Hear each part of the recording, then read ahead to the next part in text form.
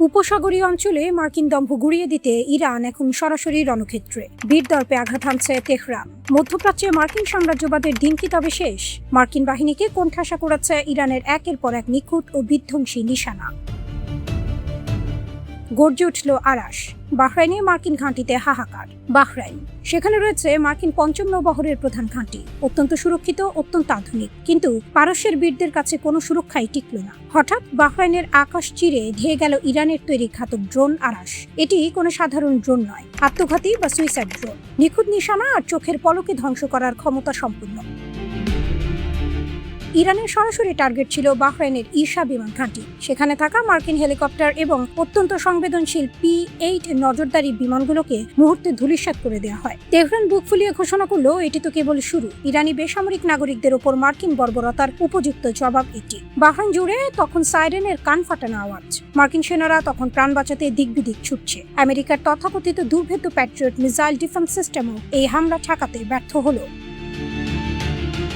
ইরানের এই সাহসী পদক্ষেপের পর আগুন ছড়িয়ে পড়েছে পুরো উপসাগরীয় অঞ্চলে। কুয়েতের আকাশেও বেজে উঠেছে বিপদের ঘণ্টা। কুয়েত দাবি করছে তারা ইরানি ড্রোন প্রতিহত করেছে, কিন্তু আসল খেলা অন্য জায়গায়। খবর আসে মার্কিন বাহিনী কুয়েত থেকে ইরানের দিকে হাইমার্স রকেট লঞ্চ করেছিল, কিন্তু পারস্যের প্রতিরোধ ভাঙা অত সহজ নয়। ঠিক একই সময় কেঁপে ওঠে দুবাই এবং আবুধাবি। চারদিকে শুধু আতঙ্ক আর বিশৃঙ্খলা। যদিও আরব আমিরাত সরকার এই হামলার খবর ধামাচাপা দেওয়ার চেষ্টা করছে, কিন্তু বার্তাটি পরিষ্কার: মধ্যপ্রাচ্যে মার্কিন বন্ধুদের নিরাপত্তা আর আগের মতো নেই।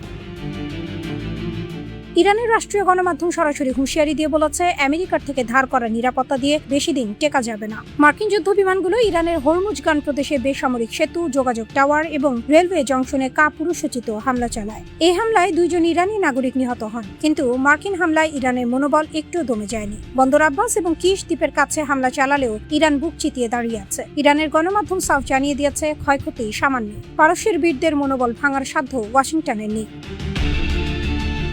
বিশ্ব অর্থনীতি থমকে দিল এক ড্রোন। এবার আঘাত এলো সবচেয়ে সংবেদনশীল জায়গায়। ইরানের বসরা তেল টার্মিনালে নোঙর করা একটি তেল ট্যাঙ্কারে আছড়ে পড়ল একটি রহস্যময় ড্রোন।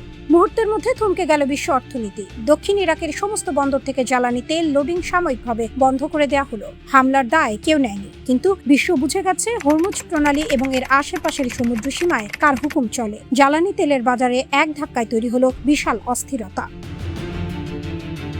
ইরানের শেষ হুঁশিয়ারি: আমাদের সীমানায় এলে নিশ্চিহ্ন হয়ে যাবে। ইরানের সশস্ত্র বাহিনী সরাসরি আমেরিকাকে রেড নোটিস পাঠিয়ে দিয়েছে। হরমুজ প্রণালী ইরানের অবিচ্ছেদ্য অংশ। এটি ইরানের অলঙ্ঘনীয় রেড লাইন।